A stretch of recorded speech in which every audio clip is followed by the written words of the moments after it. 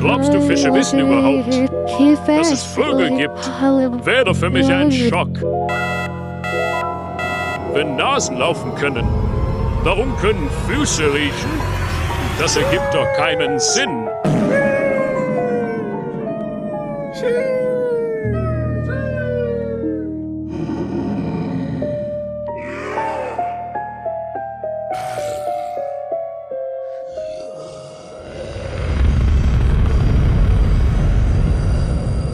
Vielleicht bin ich auch nur müde.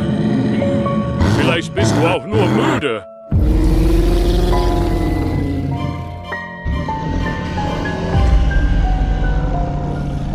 Das beschäftigt mich mehr, als es sollte.